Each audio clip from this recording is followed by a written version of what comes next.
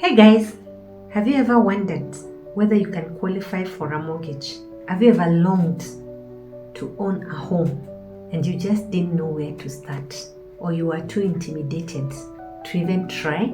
Worry no more. I'm doing a 4-part series on how to get a mortgage, and this is part 1. In today's series, we're going to talk about who qualifies for a loan, what are the requirements, what do you need to do to enhance your chances of getting this loan, and the pitfalls to avoid, what type of interest should you look out for, what type of rates should you look out for.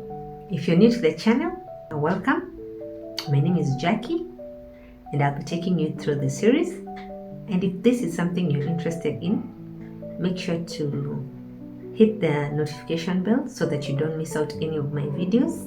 Subscribe so that you don't miss out on any of the series on mortgage. Now, let's jump right into it. Who qualifies for a mortgage? Now, everyone can qualify for a mortgage because they have different categories. You have the salaried accounts. Those are people who earn a salary. They're employed, they have an employer. And we have the business people. Let's start with the salaried people. Now, the salaried people, you can only get this loan up to the period of your retirement age. You need 3 payslips to show the last how your account has been performing.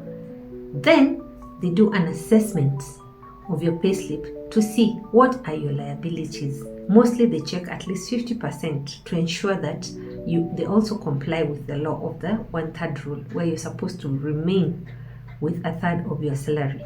When you're a salaried employee, you are required to have a letter from your employer. The letter should state when you are employed, how many more years you have remaining, are you a permanent staff or are you on contract, and what are the terms.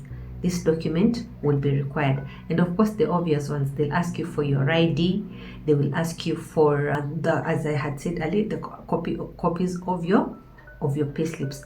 Those are the main things that they ask for. Now, depending on how your first visit goes, you will decide whether to take the next step or you will withdraw, because by the time you're doing an application for a mortgage, you're supposed to already have all the facts so that you know whether you will qualify, so that you don't apply and then you get stuck somewhere in the middle. What documentation do they require you to have?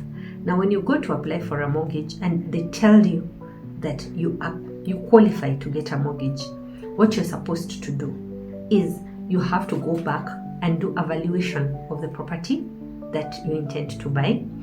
You have to have a certified copy of the title deed.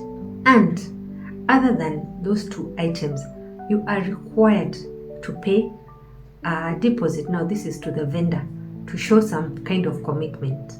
You're also supposed to have, what is it called? You're supposed to, and of course, you're supposed to have the letter of offer between you and the vendor. And when you have all these things in place, and you have gone and you have done the calculations with the loaning officer from the bank, the one who will assist you, let me call him the mortgage officer, then you'll be able to know whether you qualify. Once you know that you qualify, then now you start the journey of how you're going to get your mortgage and how it will be approved, right? Once the mortgage officer tells you that all your paperwork is in good condition, then that's the time you do the loan application. Now, if you're a business person, they will ask you for a certified copy of your bank statements if you're not their account holder.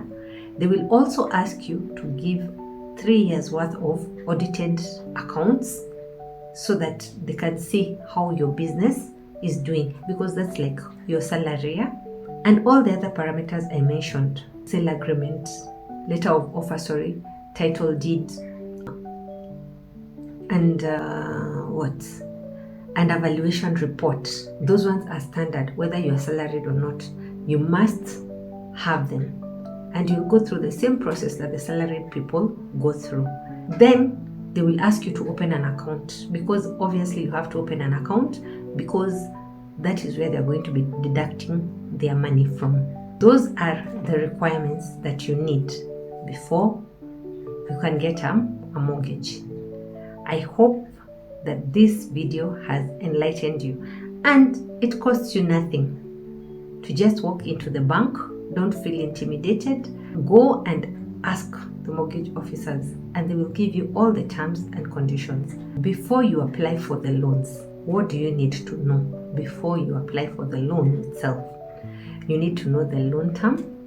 You need to know how much you'll be paying. You need to know whether the interest rate is fixed or variable. By that, will the interest rate change over the loan term period of the loan, or will it be fixed?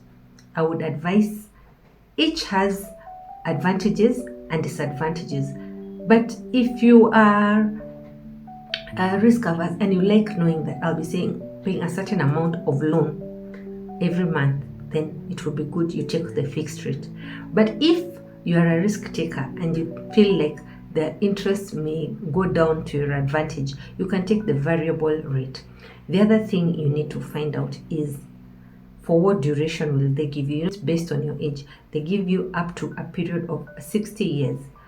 If you're 40, you have 20 years to be able to repay the loan, and that's the maximum period. If you're less, if you're more, the period goes reducing. And as the period goes reducing, the amount that you'll be paying to the bank is higher, because you have a shorter period to pay for the loan. These are the considerations that you put when you are considering applying for a mortgage, and these are the requirements that you're supposed to have researched and put in place before you go to apply for a mortgage. Now, in the next series, we are going to look at what are the things that you need to. In the next episode, we're going to look at who qualifies for a mortgage. What is it that the officers look for to either grant or reject your application? Remember, most people miss getting a mortgage, or they don't get approved because either they were not prepared, they did not provide all the information, and so you just find that small things make you not to get approved. If you're serious about getting a mortgage, which is a big financial decision and a weight off your shoulder when it gets approved because you have a home to live in, if you're serious about it, remember to subscribe, hit the notification bell so that you don't miss out on the next episode. And I'll see you in the next one. Bye.